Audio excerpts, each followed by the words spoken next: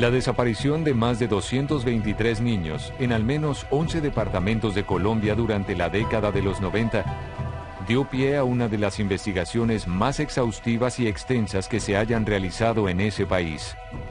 Solicitamos información al FBI para que nos mandaran al menos documentos, textos, pues para uno ilustrarse. Y aquí en Colombia, pues, ¿a qué psiquiatra o a qué psicólogo podemos recurrir si ni siquiera han manejado un caso, una situación de esa?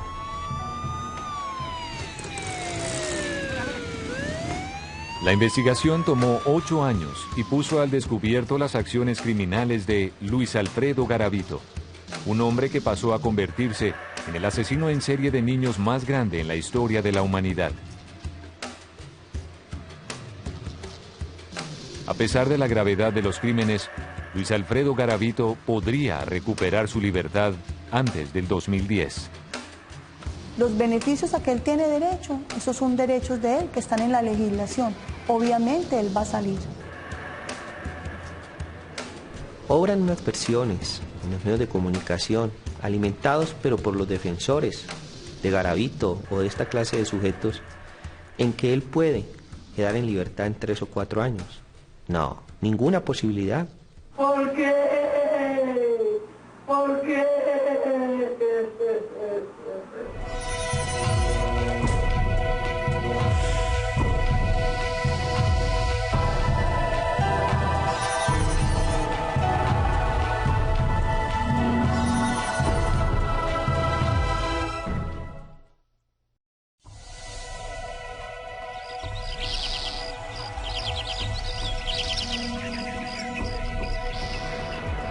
La mañana comenzaba en el Parque de los Centauros de Villavicencio, al oriente de Colombia.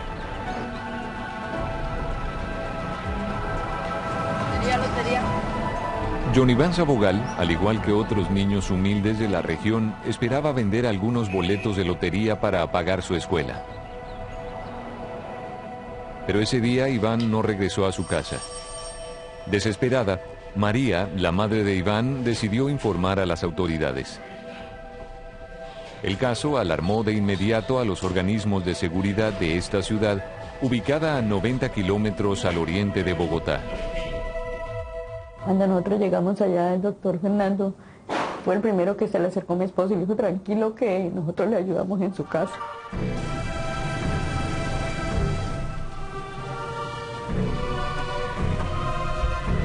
El fiscal Fernando Aya llevaba 6 meses investigando la muerte de 13 niños en las afueras de la ciudad. Varias fosas comunes habían sido encontradas.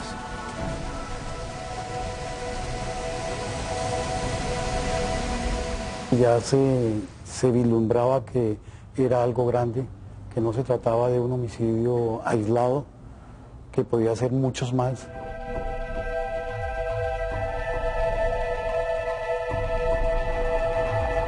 Las extrañas desapariciones y el hallazgo de cadáveres de pequeños no era un suceso único en esta región del país.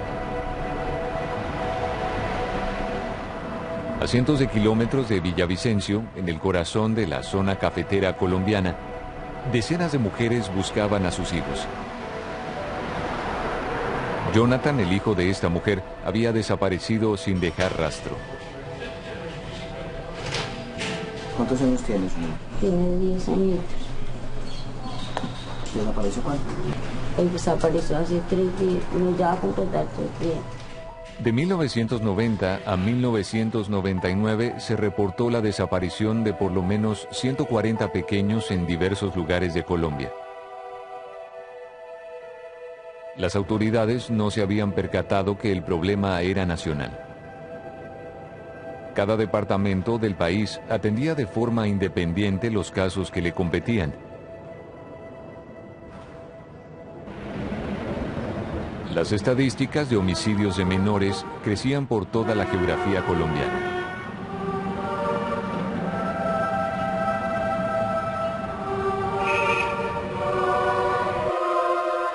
La esquela de muertes se extendía a 70 localidades de 13 departamentos, e incluso a poblaciones del norte del Ecuador. En noviembre de 1998, en las afueras de Pereira, una ciudad ubicada a 380 kilómetros al occidente de Bogotá, Un macabro hallazgo sacudió a los colombianos.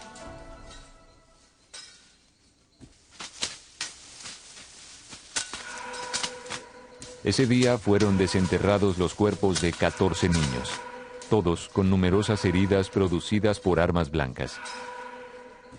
El descubrimiento de esta osamenta dio inicio a una de las investigaciones criminales más extensas en la historia de Colombia.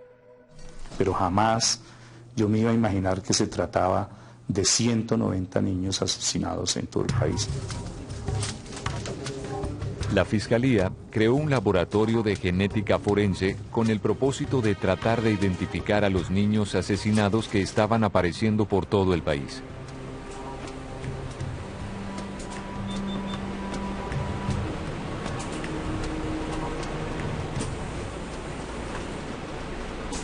Los primeros análisis determinaron que se trataba de niños caucásicos con edades entre los 8 y los 14 años. Todos también poseían signos de tortura, generalmente era a nivel de los miembros superiores, como son manos y brazos. Igualmente tenían signos de desnutrición. La identificación de las víctimas se convirtió en un desafío para la nueva entidad forense. El rastreo de las huellas dactilares era imposible. Solo había restos óseos, tampoco existían registros dentales. No tenían tratamiento odontológico, lo que demostraba pues que eran personas de condiciones de vida bastante bajas, ¿no?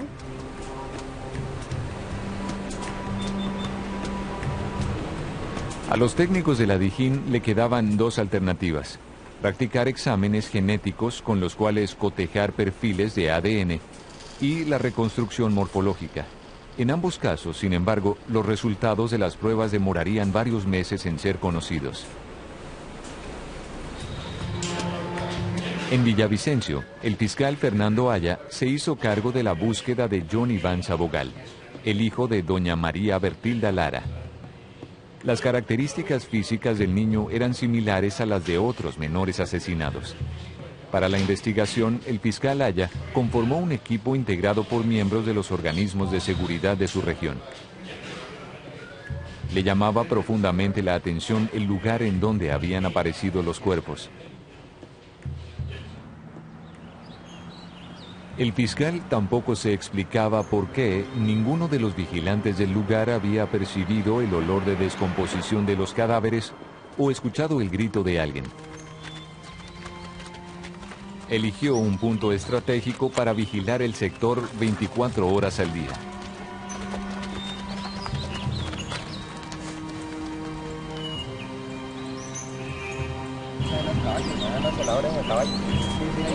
Ya cuando conocimos el terreno nos dimos cuenta que era imposible que ellos pudieran darse cuenta de esos homicidios, porque el terreno era muy tupido, la vegetación muy tupida, donde no se podía avanzar caminando.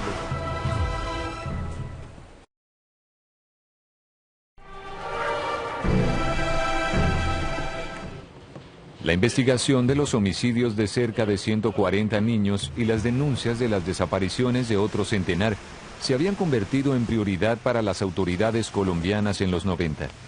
En Armenia, Aldemar Durán, un veterano detective y otros miembros del Departamento de Homicidios de la Fiscalía llevaban más de un año investigando los homicidios de 3 niños. Cuando se presentan estos 3 casos, comenzamos a desarchivar negocios que están archivados desde el año 91 al 98.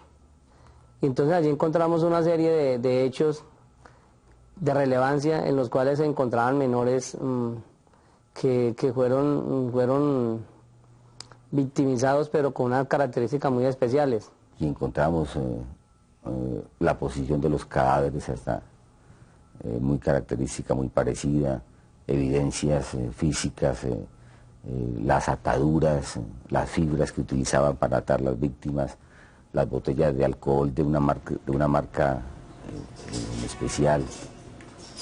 Después de examinar las heridas que presentaban la mayoría de los cadáveres, los peritos determinaron que el asesino o los asesinos podrían ser pedófilos. Muchos factores nos llevan a pensar que estamos ante un asesino en serie. Si era solo un criminal, Aldemar Durán quería capturarlo. El caso se convirtió en un reto personal para él. Se dio a la tarea de estudiar todo lo que se conocía sobre asesinos en serie. Pues solicitamos información al FBI para que nos mandaran al menos documentos, textos, pues para uno ilustrarse. Y aquí en Colombia, pues, ¿a qué psiquiatra o a qué psicólogo podemos recurrir si ni siquiera han manejado un caso, una situación de esa? El 6 de febrero de 1999 se reportó un nuevo crimen. Esta vez en la población de Palmira, 60 kilómetros al sur de Pereira. Dos investigadores que estaban al tanto de los homicidios se dieron a la tarea de analizar cuidadosamente 13 elementos hallados en la escena del crimen.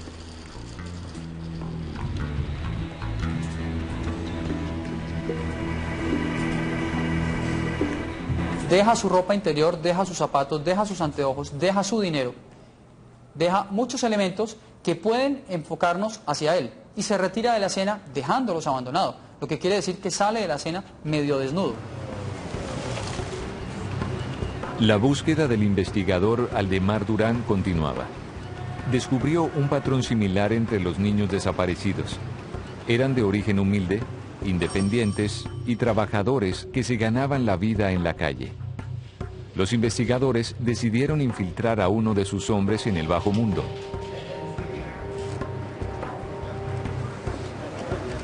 Vestido como indigente, el detective se infiltró en barrios marginales con altos índices de criminalidad.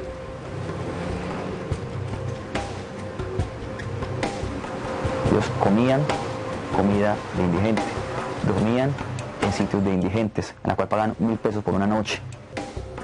Carlos Hernán Herrera descubrió varios detalles que llevaron a la Fiscalía a tener una primera aproximación de la apariencia física del presunto criminal. Esta persona camina y rota el pie, va caminando y va rotando el pie. Aunque el desgaste no es el mismo, quiere decir que la persona o está fingiendo o simplemente sufre dolor ocasional. Herrera analizó un par de zapatos masculinos hallados en la escena del crimen de Palmira. Detectó un desgaste inusual en el tacón del zapato derecho. La pieza evidenciaba presión sobre 2 puntos de apoyo. Tampoco había desgaste de la parte frontal de los mismos. Una posible señal de que el sujeto tenía un pie más pequeño que el número que señalaba el calzado. Hicimos los estudios, comparamos tablas y determinamos que el rango de estatura de esta persona oscilaba entre el 1,63 m de estatura y 1,67 m. El criminal también abandonó un par de anteojos que estaban parcialmente quemados. El análisis reveló que el dueño de estos anteojos padecía una afección que se acentúa a una edad específica. Nos encontramos una fórmula bifocal de 2.75 dioptrías que bajo los parámetros enmarcaban al usuario, sin saber que era del agresor, en un rango de edad entre los 40 y los 45 años o entre los 55 y los 60 años. El estudio del desgaste cotidiano de los anteojos también permitió establecer una presunta estructura facial. Y necesitaba como tal remodelar las asas que van detrás de las orejas. Él las doblaba para hacerlas más ajustadas a su rostro. Las evidencias hacían suponer que el criminal se movía con facilidad. Esto lo determinó el rastreo de los billetes que dejó el asesino en la escena del crimen. Se trataba de 179,000 pesos representados en 27 billetes. Habían sido distribuidos en el sur del país y en la ciudad de Ipiales, fronteriza con el Ecuador. Cuando se cometió el crimen, el asesino venía de esa región. Las pruebas de ADN de los fluidos dejados en una tapa de licor corroboraban esa hipótesis.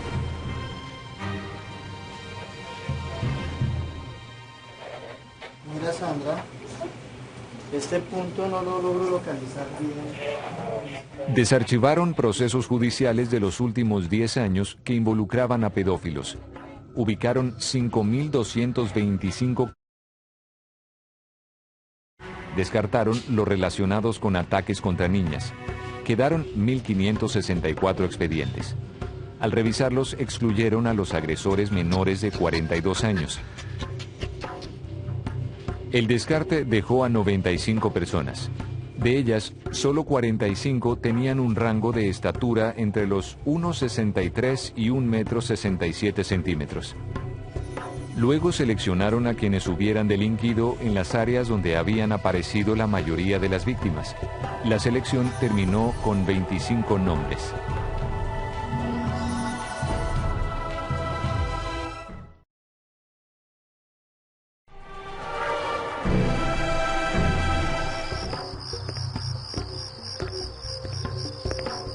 Fiscales colombianos trabajan turnos continuos con el fin de identificar un pedófilo presuntamente responsable por la violación y asesinato de más de 140 menores de edad en varios departamentos del país. El detective Aldemar Durán se trasladó a Bogotá para revisar viejos expedientes de agresores sexuales de menores.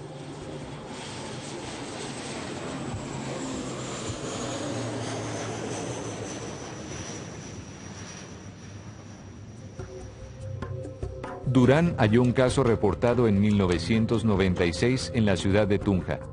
El expediente relataba la desaparición y muerte del niño Ronald Delgado, de 12 años. Su cuerpo había sido hallado en un paraje rodeado de maleza y las características de su muerte eran similares a las de otros niños desaparecidos.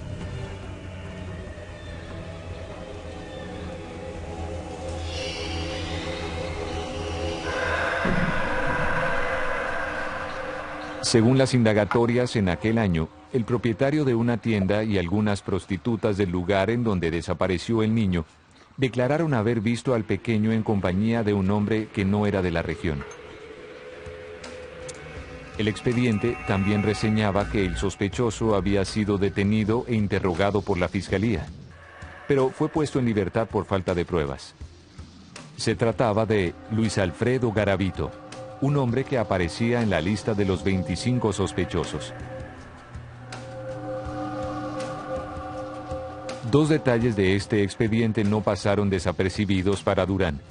El documento de identidad de Garavito referenciaba que era nativo de Génova, la población donde se habían reportado los 3 primeros casos que el detective investigaba. Se relacionaba muy bien con el sitio donde este menor Branfernay Bernal Álvarez haya sido violado, porque en ese mismo sector, a escasos 20 metros, haya aparecido un niño muerto en el año 93. El otro dato que llamó la atención del investigador fue el lugar de residencia que anotó Garavito en su declaración. Aseguró que vivía en la localidad de Trujillo. En esa población también se habían hallado los cadáveres de varios menores. Mientras tanto, en Pereira, las pesquisas de la Fiscalía apuntaban hacia un sospechoso, Pedro Pablo Ramírez García, conocido con el alias de Pedro Pechuga. El sujeto tenía un amplio pasado delictivo por abusos sexuales contra niños, conocidos por las autoridades desde 1980. Ramírez cojeaba de la misma pierna que el hombre que buscaban. Tenía 44 años. Su estatura correspondía al rango señalado por los detectives. Era nativo de Pereira y se le había visto en las calles vendiendo miel en envases del mismo licor que consumía el presunto asesino. Eran elementos coincidentes que indicaban inicialmente a Pedro Pablo Ramírez como el agresor. La desaparición de los niños Juan David y Jason Vélez, ocurrida el 11 de octubre de 1997 en la terminal de transportes en Pereira, involucraba a Pedro Pablo Ramírez. Los menores aparecieron muertos con rastros de tortura y abuso sexual. Además, un niño lo había reconocido como el hombre que intentó violarlo. Tenía algunos antecedentes delictivos por hurto y, entre otras cosas, aparentemente por un acceso carnal violento, y esa persona fue reconocida por un menor que había sido igualmente agredido sexualmente, pero que logró fugarse, y fue señalado por ese menor como el autor responsable de esa violación. Las autoridades iniciaron su búsqueda.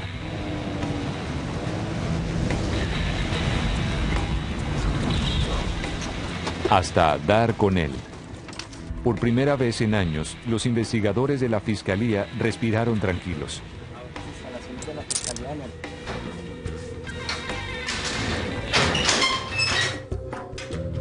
Pero Ramírez se declaró inocente y negó cualquier relación con los crímenes. Desde el comienzo, Aldemar no creyó que Ramírez era el asesino que estaban buscando. Tenía datos en su propia investigación que lo hicieron dudar. Mientras Ramírez permanecía en la cárcel y se reunían pruebas en su contra, 4 niños fueron asesinados en Bogotá con las mismas características de los otros crímenes. La Fiscalía se equivocó.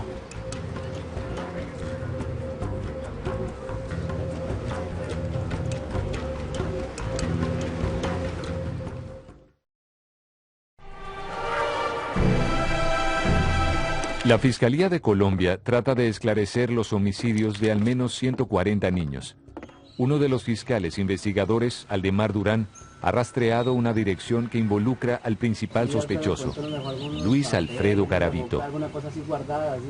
Durán se entrevistó con Esther Garavito Cubillos, una de las hermanas de Luis Alfredo. La mujer confirmó que su hermano le pidió guardar en su casa una bolsa con artículos personales. Aldemar se encuentra con que el señor había dejado no un cuaderno o una libreta, sino una cajada de cuadernos y libretas. Se trataba de documentos, fotografías y memorias de sus crímenes. El equipo de Álvaro Vivas analizó con detenimiento cada evidencia.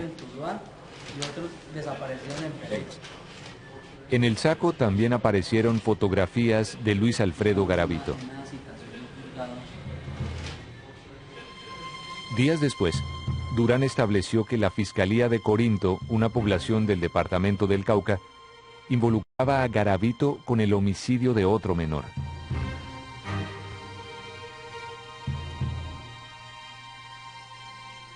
Aldemar volvió a los documentos hallados en el saco de Trujillo y encontró un giro bancario enviado a una mujer en Pereira.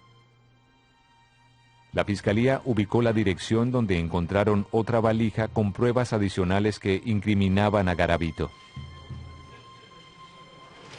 En la maleta se encontraron un sinnúmero de elementos como periódicos, tanto a nivel nacional como a nivel regional,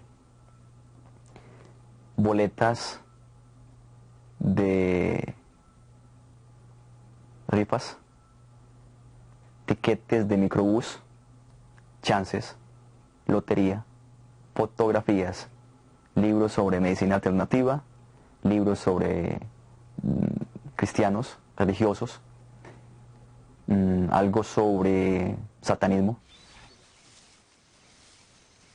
Y además aparecieron en este mismo saco fibras sintéticas, cuchillas y cremas lubricantes, los mismos elementos que las autoridades solían hallar en las escenas de los crímenes. El estudio de criminalística del niño asesinado en Palmira continuaba aportando importantes detalles a la investigación.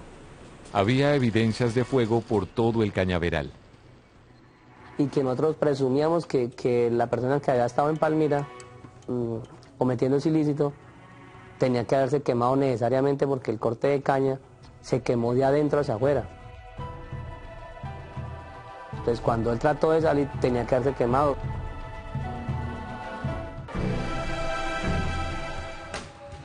Luis Alfredo Garavito es el principal sospechoso de los asesinatos y violaciones de 140 niños en Colombia.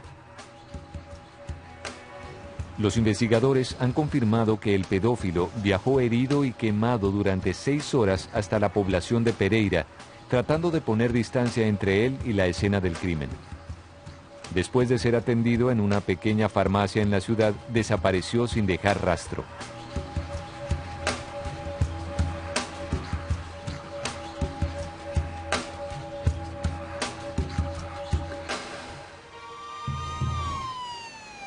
La noche del 22 de abril de 1999, en Villavicencio, la búsqueda del pequeño Joniván Sabogal se intensificó. Aterrada, La dependiente de un almacén de automóviles reportó la presencia de un niño semidesnudo que aseguraba haber escapado de un hombre que intentó abusar sexualmente de él. Doña María, vamos que apareció su hijo.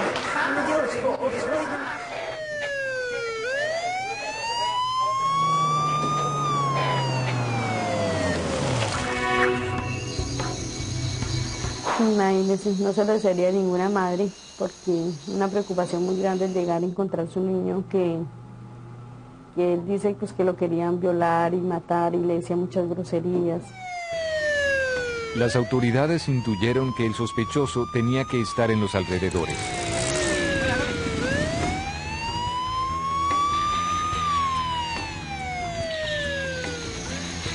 Bueno, salgamos. El niño declaró que un indigente que pasaba por el lugar al momento de ser agredido le salvó la vida. Cuando vio que me iba a hacer mal a mí, apareció y salió, dijo que Dolorita, ¿qué es lo que va a hacer? Entonces me desamarró y que me fuera con él, entonces yo no me fui. El depravado los persiguió hasta muy cerca del lugar en donde fueron auxiliados y luego se dio a la fuga.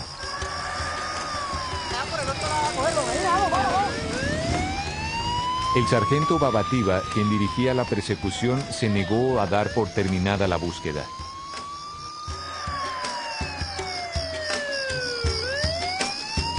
Cuando todos pensaron que el sujeto había escapado, ocurrió un hecho inesperado. Y como a las 8:30 ya cuando nos íbamos a ir a poner la denuncia, llamó un taxista. Había un sospechoso ahí por el lado del anillo, había que salía con unos ciclistas. Ahí fue cuando lo cogieron. ¿Estás seguro? Sí, ese es. ¡Ey, quieto! ¡Ey! Venga, ponga las manos atrás. El sujeto se identificó como Bonifacio Morera Liscano, un hombre que no aparecía en la lista de los 25 sospechosos de la Fiscalía. Aún así, el sargento Babativa procedió a arrestarlo. Definitivamente es tranquilo, frío, calculador, porque en ningún momento mostró susto ni nada, al contrario, quiso evadir en el momento de la captura mostrando su tranquilidad y en ningún momento llegó a verse asustado como suele pasar en estos casos.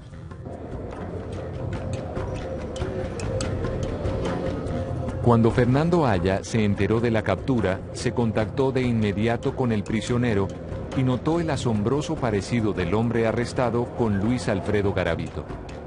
Luego, el fiscal descubrió que Bonifacio Morera firmó estos documentos de una manera especial. Posteriormente, cambió su firma en otros documentos.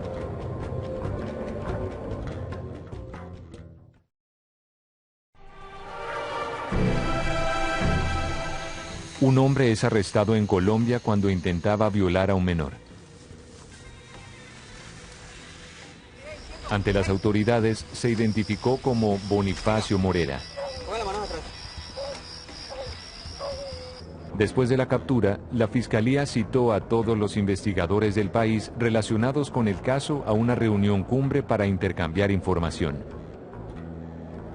El fiscal de Villavicencio viajó al encuentro, llevando en su portafolio el retrato del hombre que intentó abusar del menor John Iván Sabogal.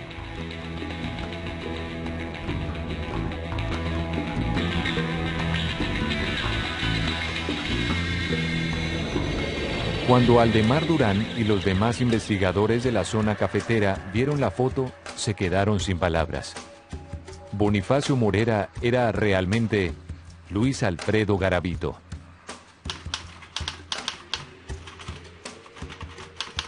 De inmediato, el psiquiatra Mauro Torres, que venía realizando una investigación acerca de trastornos compulsivos, mostró interés en el caso. Que si bien es un hombre analfabeto casi, de 2 años de primaria, es inteligentísimo y muy astuto, bien orientado en tiempo y espacio. Sus juicios son correctos. No alucina, no delira. Usted está con él y se siente como con una persona común y corriente. No está con un monstruo. Luis Alfredo Garavito nació en Génova, una pequeña población situada en el centro de Colombia. Garavito creció en el seno de una familia humilde de recolectores de café.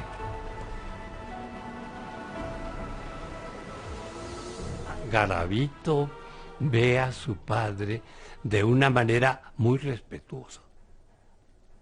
No lo quiere, porque el padre de Garavito era estricto con sus hijos. Y un día me cuenta, teniendo 10 años, estando en la escuela del pueblo, un niño rozó su cuerpo y él experimentó una sensación erótica inefable. Ahí se inició el primer síntoma de su homosexualidad pedofílica. Abandonó la casa siendo muy joven. Se dedicó a deambular por el mundo. Mantenía relaciones con muchos individuos en cada uno de los sitios que se desplazaba, hacía amigos, llevaba una vida aparentemente normal porque tenía inclusive una compañera permanente que a su vez tenía un hijo que era de ella, no era de él, no era común, pero nunca agredió al niño sexualmente. Es decir, que ni siquiera la compañera sospechaba que este individuo realizara ese tipo de conductas. Una vez corroborada su verdadera identidad, Garavito fue sometido a numerosos exámenes psiquiátricos. Aprendimos a saber cuándo mentía. Él movía mucho sus manos, movía mucho sus piernas, eludía las preguntas. Aldemar Durán sospechaba que Luis Alfredo Garavito había guardado otros recuerdos de sus crímenes en algún lugar de Colombia. Entonces, Durán y sus colegas convencieron a la señora Ámbar Toro, una de las mejores amigas de Garavito, a colaborar con la justicia. Se dispuso una visita a la cárcel. La mujer entró portando un micrófono oculto.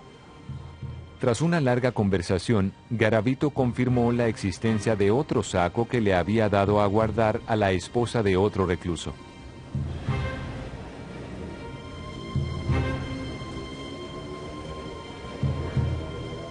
Encontraron más documentos, fotos de niños y un papel arrugado con una extraña sumatoria de rayas que al final terminaría siendo el registro personal que llevaba el asesino de sus víctimas.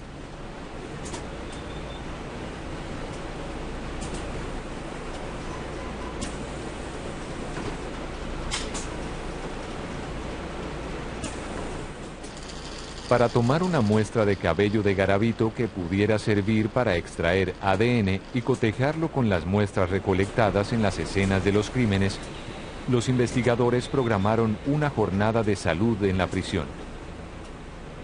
Sin la menor sospecha de Garavito, peritos registraron su celda y obtuvieron muestras de cabello dejadas en la almohada.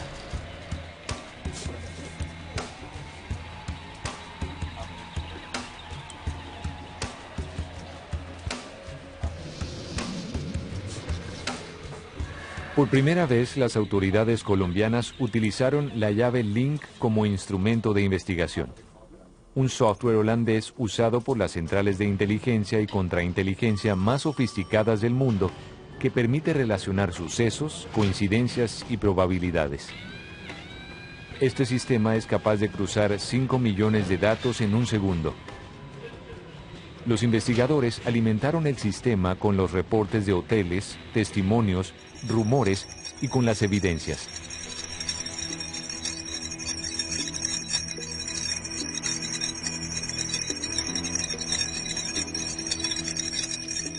El resultado fue convincente. Garavito había estado en todos los lugares de los crímenes.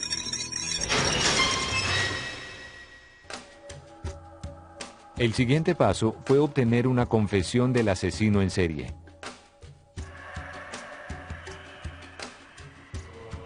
la fiscal Lili Naranjo condujo el primer interrogatorio. Nosotros llevábamos más o menos unas 8 o 9 horas interrogándolo y él negando pues su participación y su responsabilidad en los hechos. Yo decido y le digo, no más, terminemos la indagatoria. Él no lo habíamos logrado desestabilizar en ese momento.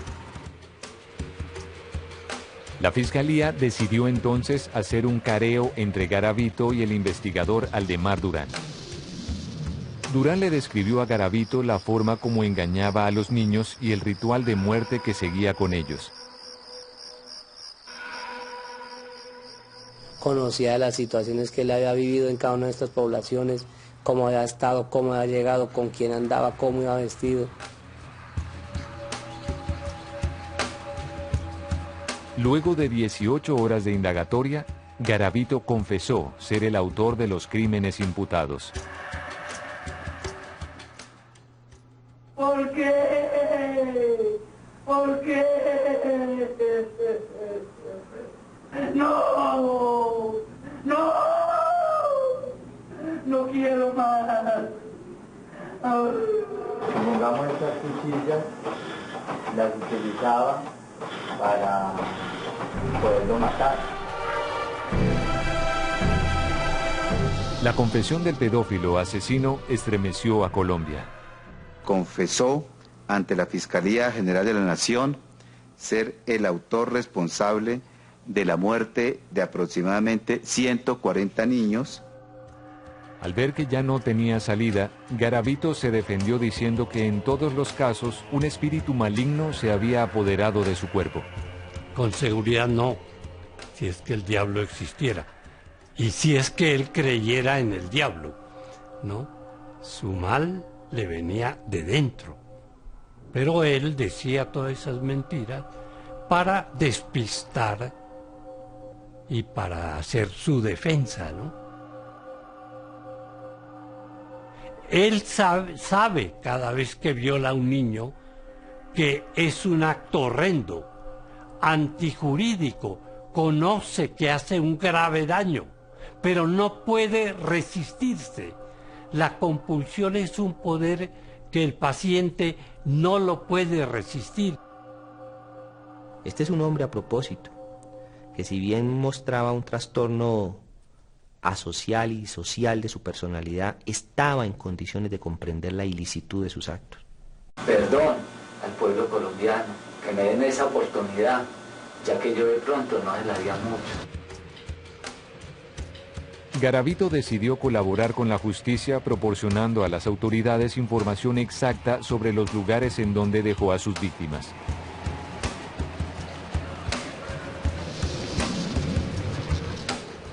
Después de someterse a una sentencia anticipada y pasar varios años en prisión, Garavito enfrentó la justicia y las leyes de un país en donde no existe la cadena perpetua ni la pena de muerte. En Colombia tenemos una acumulación jurídica de penas. Necesariamente se toma la más grave, se puede aumentar hasta en otro tanto, pero nunca exceder del máximo permitido en la ley colombiana para la pena privativa de la libertad. Él ha sido sujeto de unos procesos que han terminado en un buen número de condenas. 29 condenas por todos estos hechos delictivos. Garavito ha sido condenado, después de acumular las distintas sentencias o condenas, a 40 años. Desafortunadamente, la Constitución y la ley colombiana no permiten una pena mayor. El Código Penal vigente en Colombia también estipula que cualquier convicto tiene derecho a solicitar una reducción de la pena que le fue impuesta. Y se hacen rebajas, por ejemplo, por trabajo y estudio, se hace rebaja por sentencia anticipada, se hace rebaja cuando la persona, una vez que es capturada y en su primera versión de descargos, confiesa el hecho delictuoso. Entonces hay una cantidad de mecanismos que afectan la sentencia que en última se ha impuesto. Los beneficios a que él tiene derecho, esos son derechos de él que están en la legislación. Obviamente él va a salir. No sabemos cuándo, pero él va a salir. En prisión, Garavito se ha convertido en miembro de una iglesia pentecostal y hoy en día asegura estar rehabilitado. La conversión de Garavito al cristianismo, en mi sentir, era una coartada para decir que ya se había arrepentido siendo religioso, que ya no volvería a causar daño y que por tanto podía salir sin inconvenientes de la cárcel. Pero el fiscal general de Colombia, Mario Iguarán, pone en duda que Garavito algún día vuelva a ser un hombre libre. Obran unas versiones en los medios de comunicación, alimentados pero por los defensores de Garavito o de esta clase de sujetos, en que él puede quedar en libertad en 3 o 4 años. No, ninguna posibilidad. No es viable la libertad condicional. No hay rebaja de pena porque no hay estudio y no hay trabajo. Está en total aislamiento. Pero tenemos que estar muy atentos a que no vaya a gozar ni un minuto de libertad, porque con un minuto siquiera, este sujeto, este individuo, este monstruo por fuera, puede causar daño.